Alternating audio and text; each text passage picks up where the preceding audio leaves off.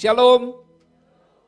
Bapak Ibu Saudara yang dikasihi Tuhan Yesus, kita bersyukur kalau hari ini di awal tahun 2023 kita jemaat-jemaat lokal yang ada di DKI Jakarta bisa bersama-sama berkumpul untuk merayakan Natal.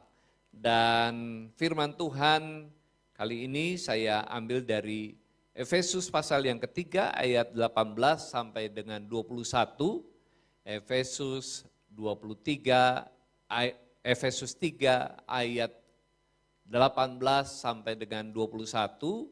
Kita akan baca ayat ini bersama-sama karena ayat ini cukup pendek ya. Ayat 18 sampai dengan 21 kita akan baca sama-sama. 1 2 3. Aku berdoa supaya kamu bersama-sama dengan segala orang kudus dapat memahami betapa lebarnya dan panjangnya dan tingginya dan dalamnya kasih Kristus, dan dapat mengenal kasih itu sekalipun ia melampaui segala pengetahuan. Aku berdoa supaya kamu dipenuhi di dalam seluruh kepenuhan Allah. Bagi Dialah yang dapat melakukan jauh lebih banyak daripada yang kita doakan atau pikirkan, seperti yang ternyata dari kuasa yang bekerja di dalam kita. Bagi Dialah kemuliaan di dalam jemaat dan di dalam Kristus Yesus turun-temurun sampai selama-lamanya. Amin. Natal adalah bukti kasih Allah yang besar kepada kita. Di dalam Yohanes 3 ayat 16, firman Tuhan berkata, karena begitu besar kasih Allah akan dunia ini, sehingga ia telah mengaruniakan anaknya yang tunggal, supaya setiap orang yang percaya kepadanya tidak binasa, melainkan beroleh hidup yang kekal. Firman-Nya telah menjadi manusia, yaitu Yesus yang lahir dan kita peringati kelahirannya dengan perayaan Natal ini.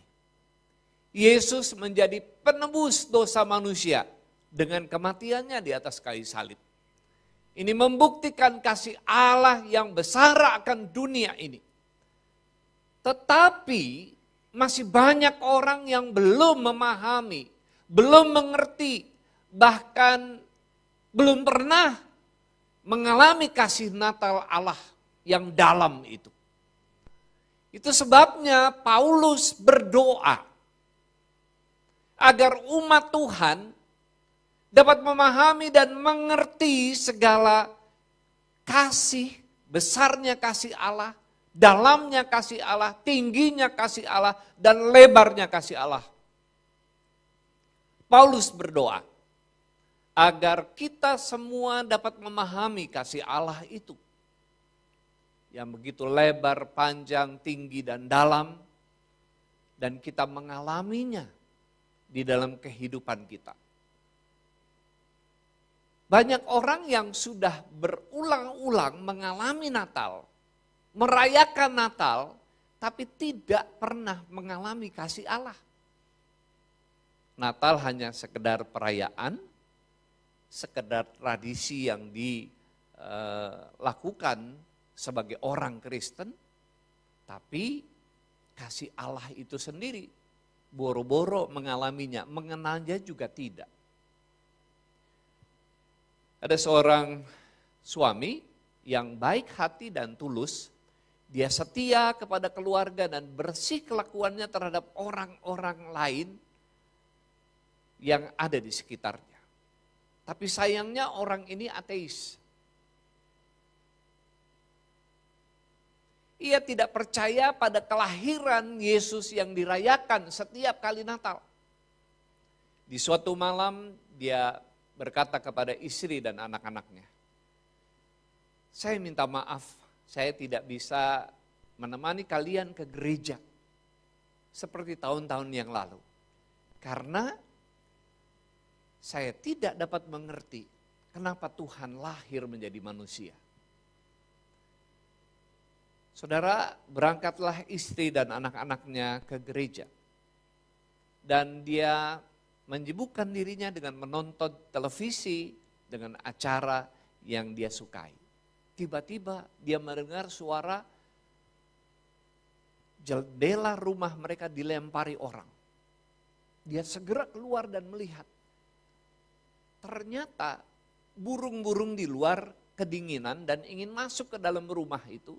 Dan karena dia tidak bisa membedakan kaca, dia menabrak kaca itu dan jatuh. Dan beberapa ekor burung menyusul dan menabrak lagi. Dia segera mengambil mantelnya dan dia keluar, dia membuka pintu kandang di samping rumahnya dengan harapan burung-burung itu masuk ke sana, ke tempat yang hangat. Dia merasa kasihan dengan burung itu. Tapi burung ini nggak ngerti. Dia berpikir gimana caranya ya. Dia lari ke rumah, dia ambil roti, lalu dia potong kecil-kecil, dia berikan remah-remah roti itu dari teras rumahnya menuju ke kandang. Harapannya si burung ini akan mengikuti. Ternyata burung itu nggak ngerti juga. Dia menghampiri burung itu dan menggerak-gerakkan tangannya supaya burung itu terbang ke arah kandang. Tapi malahan burung itu pergi terbang, keluar ke udara yang dingin dan akhirnya beberapa burung jatuh dan menggelepar di salju. Tiba-tiba di kandang itu dia mendengar lonceng Natal berbunyi dari arah gereja.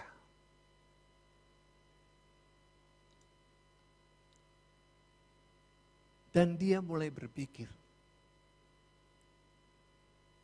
tiba-tiba Tuhan menerangi hati dan pikirannya. Dia berpikir, ternyata ini alasannya.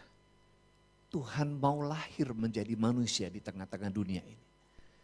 Karena Allah dengan kealahannya, kalau dia tetap ada di sorga, manusia tidak akan mengerti karya penyelamatan Allah itu. Kalau Allah masih di tahtanya yang mulia, tidak ada manusia yang bisa mengerti rencana Allah menyelamatkan manusia.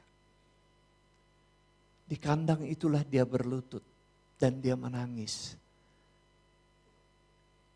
Tuhan memberikan contoh yang sangat indah. Kalau saja dia bisa ngerti bahasa burung, dia akan jelaskan kepada burung ini supaya mereka pergi ke tempat yang lebih aman di kandang. Tapi karena burung itu nggak ngerti bahasa manusia, akhirnya burung itu mati menggelepar. Dia memahami Allah lah yang menjelma menjadi manusia. Menjelaskan kepada manusia karya keselamatannya yang dahsyat itu. Sehingga manusia diselamatkan. Bapak Ibu Saudara yang dikasihi Tuhan. Saya pun berharap agar setiap kita yang merayakan Natal pada sore hari ini, dimanapun saudara bergereja, dari jemaat lokal GKRI manapun saudara, dan mungkin ada yang menyaksikan tayangan ini di YouTube. Saya berharap saudara bukan hanya merayakan Natal, tetapi juga mengetahui dan memahami arti Natal itu, dan mengalaminya di dalam kehidupan. Untuk dapat mengerti tentang kekayaan dan keindahan kasih Natal yang kita rayakan ini, kita perlu mengenal 4 dimensi kasih Allah bagi manusia. Yang pertama adalah betapa lebarnya kasih Allah yang memberi kelegaan. Bagi saudara yang sedang dalam situasi terdesak karena berbagai masalah yang menghimpit, berharaplah mengalami lebarnya kasih Allah yang melegakan itu. memberikan kemenangan seperti yang dialami oleh Zakaria dan istrinya Elisabet yang memiliki pergumulan yang besar yang tidak dapat diselesaikan karena usianya yang sudah tua dan Elisabet mandul. Di dalam Lukas 1 ayat 5 dan 7 sampai 7. Pada zaman Herodes Raja Yudea adalah seorang imam yang bernama Zakaria dari rombongan Abia. Istrinya juga berasal dari keturunan Harun namanya Elisabet. Keduanya adalah benar di hadapan Allah dan hidup menurut segala perintah dan ketetapan Tuhan dengan tidak bercacat. Tetapi mereka tidak mempunyai anak. Sebab Elisabet mandul dan keduanya telah lanjut umur. Bapak Ibu Saudara yang dikasihi Tuhan. Meskipun mereka orang benar dan hidup taat pada ketetapan dan perintah Tuhan tanpa cacat. Tapi Elisabet mandul dan mereka berdua sudah lanjut usia. Kesempatan untuk memiliki keturunan sangat sempit, bahkan mustahil. Tetapi menjelang Natal, ada sebuah peristiwa yang terjadi yang mereka alami. Mereka mengalami kasih Allah yang lebar itu. Sehingga mereka mengalami jalan keluar. Tiba-tiba malaikat datang kepada Zakaria dan berkata, doamu telah dikabulkan Tuhan. Dan Elisabet akan melahirkan anak. Zakaria dan Elisabet mengalami kelegaan dari kasih Allah yang lebar itu. Bisa saja di antara kita ada yang sedang mengalami situasi yang sempit.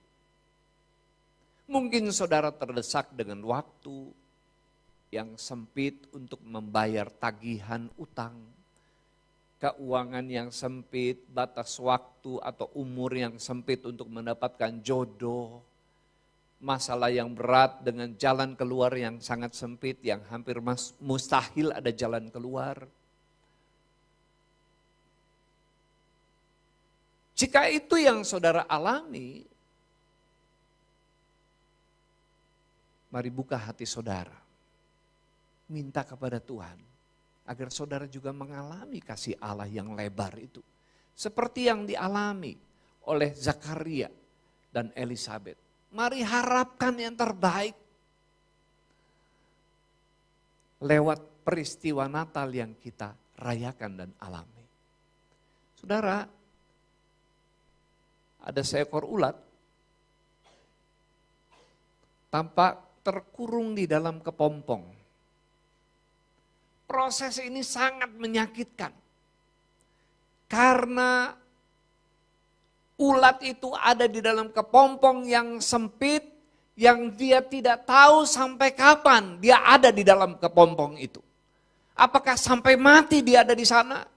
Sendirian dalam gelap, bertanya-tanya dalam keputusasaan dan kelelahan, sampai suatu saat kepompong itu pecah dan keluarlah kupu-kupu yang indah. Mungkin hidup saudara mirip dengan yang dialami oleh ulat dalam kepompong itu. Berbagai pertanyaan memenuhi pikiran kita, kapan doa saya dijawab, kapan saya bisa lewatin pergumulan yang berat ini. Sampai saat ini tidak ada terobosan dan jalan keluar yang saya alami. Masih adakah kesempatan untuk melalui masalah ini? Mungkin itu yang sedang dihadapi. Tapi jangan takut dan jangan khawatir. Seperti Zakaria dan Elisabet yang tetap setia mengikuti perintah dan ketetapan Tuhan dengan setia. Bisa saja Anda sudah kelelahan. Perkataan negatif dan intimidasi sering melemahkan iman saudara. Tetapi tetaplah berdoa, tetaplah berharap, dan tetaplah melayani Tuhan dengan setia. Secara khusus bagi hamba-hamba Tuhan, bagi para majelis, pelayan-pelayan di gereja, mungkin saudara menghadapi situasi-situasi sulit. Tapi tetaplah setia. Kasih Allah yang lebar itu akan tiba pada masanya, saudara alami. Kasih yang kedua, betapa panjang kasih Allah yang memberi hikmat dan menerangi jalan. Saat di dalam kegelapan kita sangat membutuhkan hikmat Allah. Kita sangat membutuhkan terang itu. Dimensi yang kedua tentang kekayaan dan keindahan kasih Allah adalah betapa panjangnya kasih Allah itu. Yang memberi hikmat dan menerangi jalan kita. Di dalam Mazmur 119 ayat 105 berkata, firman-Mu itu pelita bagi kakiku dan terang bagi jalanku. Setiap hari kita butuh firman Tuhan untuk menuntun jalan-jalan hidup kita.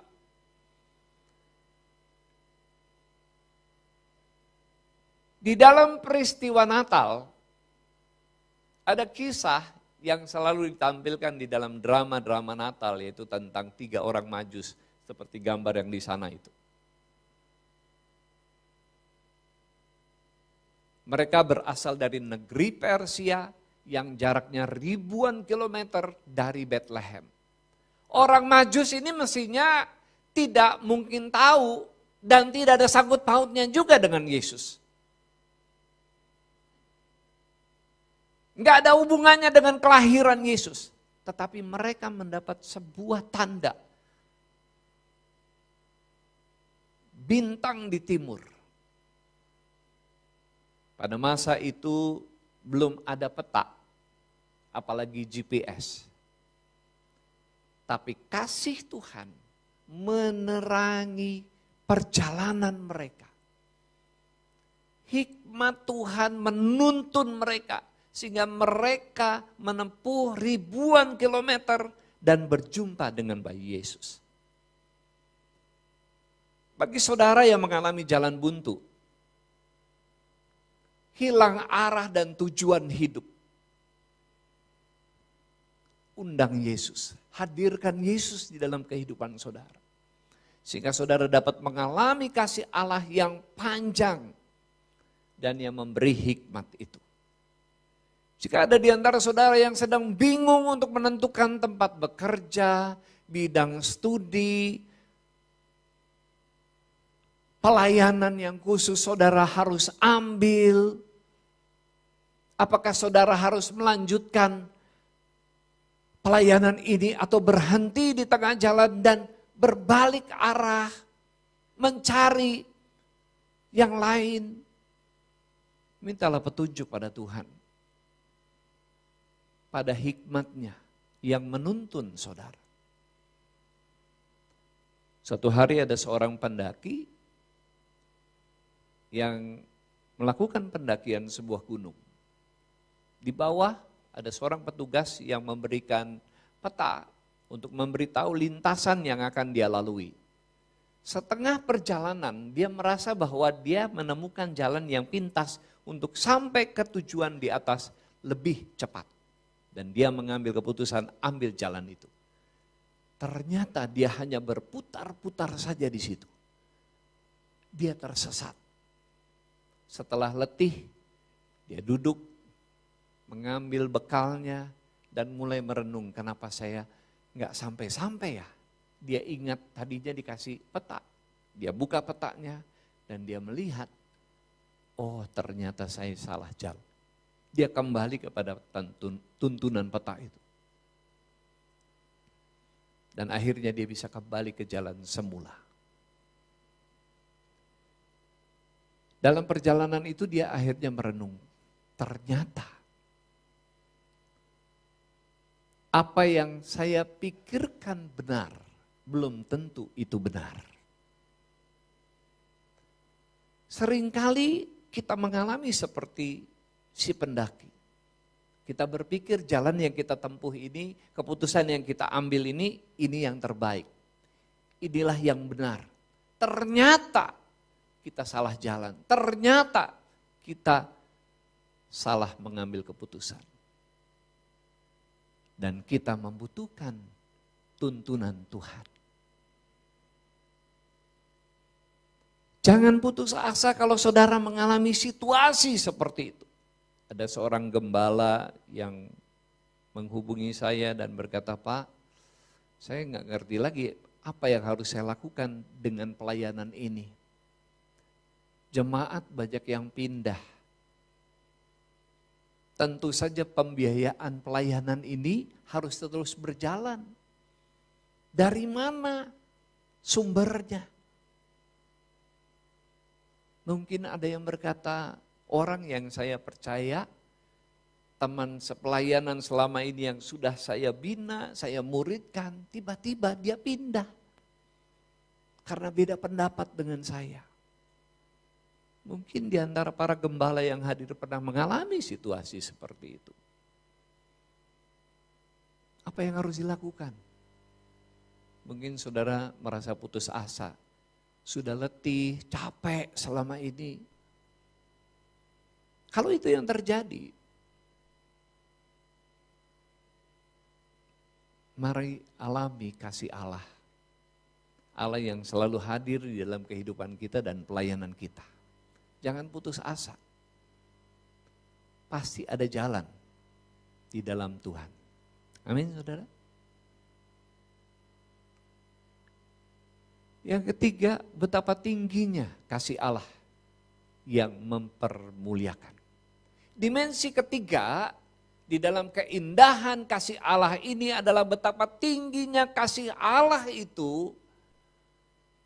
Dan untuk dapat memahaminya, saya akan baca dari 1 Korintus 1 ayat 26 sampai 28 yang berkata begini. Ingat saja saudara-saudara, bagaimana keadaan kamu ketika kamu dipanggil menurut ukuran manusia. Tidak banyak orang yang bijak, tidak banyak orang yang berpengaruh, tidak banyak orang yang terpandang. Tetapi apa yang bodoh bagi manusia dipilih Allah untuk memalukan orang-orang yang berhikmat. Dan apa yang lemah bagi dunia dipilih Allah untuk memalukan apa yang kuat. Dan apa yang tidak terpandang dan yang hina bagi dunia dipilih Allah, bahkan apa yang tidak berarti dipilih Allah untuk meniadakan apa yang berarti. Paulus berkata kepada jemaat di Korintus, dulu sebelum kalian mengenal Kristus, kalian orang bodoh, kalian orang terbelakang, orang yang tidak diperhitungkan. Tapi ketika kalian menerima Kristus, Kristus mempermuliakan hidup kalian. Maria dan Yusuf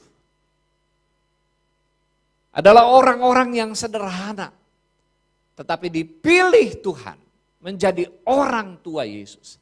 Sebab mereka beriman dan taat kepada Allah. Jika saudara merasa sebagai orang yang sederhana, biasa-biasa saja, tidak hebat, tidak pintar, dari keluarga miskin, tidak punya koneksi, tidak ada orang berkuasa yang kenal saudara, tidak punya uang dan lain sebagainya. Tapi jika saudara sungguh-sungguh taat, melayani Tuhan, setia, mengundang Yesus di dalam hidup saudara, maka hidup saudara bisa dipakai Tuhan menjadi luar biasa. Karena Allah sanggup memakai kesederhanaan dan keterbatasan saudara untuk melakukan perkara-perkara yang tidak terbatas. Ada seorang remaja, dia punya pengalaman, dia cerita pengalaman masa remajanya. Dulu SMP, SMA hampir beberapa kali gak naik kelas. Di kelas tidak diperhitungkan. Kalau kejuaraan-kejuaraan gak pernah dilibatkan sama guru.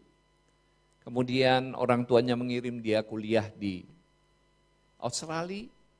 Dan di sana dia berjumpa dengan seorang wanita yang di kemudian hari menjadi istrinya, yang menuntunnya berjumpa dengan Kristus.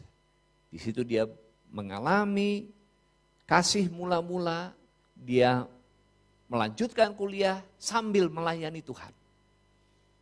Setelah dia lulus dengan nilai yang luar biasa, dia mulai bekerja sambil melayani Tuhan di gereja.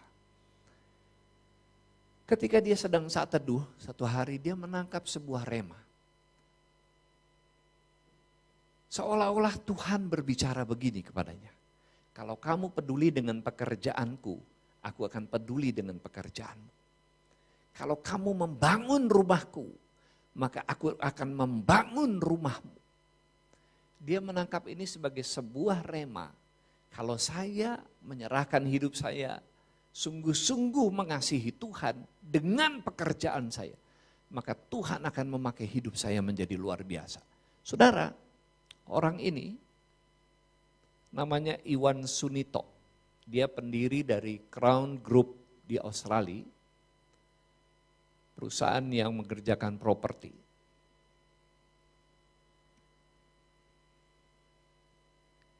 Tanpa relasi bisnis, dengan segala keterbatasan, dia memulai bisnisnya. Enggak ada orang-orang penting, orang-orang besar, karena ini di negeri orang, dia sedang merantau. Dan Tuhan memberkati apa yang dia kerjakan. Sekarang ini, Crown Group yang dirintis Iwan Sunito ini, menjadi salah satu perusahaan properti terbesar di Australia. Dia berkata, kunci keberhasilannya, orang-orang banyak bertanya, apa sih kunci keberhasilan kamu? Dia berkata, kuncinya adalah melibatkan Tuhan dan melakukan firman-Nya di dalam kehidupan setiap hari. Dan dia akan mengangkat tinggi saudara tepat pada waktunya. Yang terakhir, betapa dalamnya kasih Allah yang membuat hidup bermakna. Mungkin perlu ditampilkan gambar bangunan yang dibangun oleh Crown Group. Tolong bisa ditampilkan.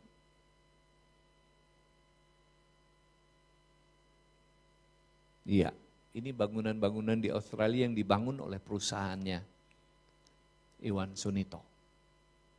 Dan perusahaan ini adalah perusahaan yang diperhitungkan di Australia. Ini seorang remaja Indonesia yang kuliah di sana, lalu kemudian bertobat, lahir baru, dan hidupnya dia gantungkan kepada Tuhan sepenuhnya. Yang terakhir, betapa dalamnya kasih Allah yang membuat hidup bermakna. Para gembala domba di padang mengalami betapa dalamnya kasih Tuhan sehingga hidupnya diubahkan. Inilah kasih Allah yang membuat hidup kita menjadi bermakna. Ada banyak orang yang hidupnya merasa hampa, tidak berharga, merasa kosong dan tidak mempunyai tujuan hidup. Jika itu yang terjadi, mari buka hatimu dan alami kasih Kristus yang menyapa kehidupanmu. Para gembala ini, mereka merupakan undangan VVIP. Dan undangannya itu dibawa langsung oleh para malaikat ke padang tempat mereka menjaga domba. Jika saudara merasa tidak punya tujuan hidup, hampa dan kosong setelah sekian lama melakukan perjalanan, loh ternyata aku jalan di tempat, ternyata apa yang aku harapkan gak terjadi. Mungkin yang kita andalkan adalah kekuatan kita. Mungkin pelayanan yang kita bangun itu adalah kekuatan kita sendiri. Jika itu yang terjadi, mari alami kasih Allah. Buka hati dan terima kasih dan anugerahnya di dalam hidup ini. Inilah waktunya bagi kita semua untuk memulai sebuah pelayanan di tahun yang baru. Dengan melibatkan Tuhan dan mengandalkan Tuhan dan kita akan melihat hasil yang luar biasa. Jiwa-jiwa yang Tuhan percayakan, pelayanan-pelayanan yang Tuhan percayakan di dalam kehidupan kita, yang menjangkau jiwa-jiwa. Tuhan memberikan ide-ide yang baru, memberikan terobosan-terobosan yang baru di dalam pelayanan kita. Sehingga kita melihat ada gairah yang baru dalam melayani Tuhan. Ada semangat yang baru untuk melayani Tuhan. Kalau kita mengalami kasih dan anugerah Tuhan di dalam kehidupan kita, pasti kita pun akan mengeluarkan, membagikan kasih itu. Dan orang-orang di sekeliling kita akan melihat kasih yang luar biasa itu. Biarlah kasih Allah bukan hanya kita rayakan, bukan hanya sekedar menjadi pengetahuan. Oh, Natal itu kasih Allah yang besar. Bukan hanya menjadi judul yang besar di gereja, menjadi tema khotbah. Tapi biarlah itu dialami oleh setiap kita.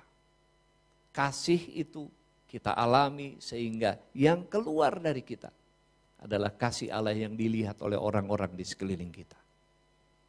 Amin.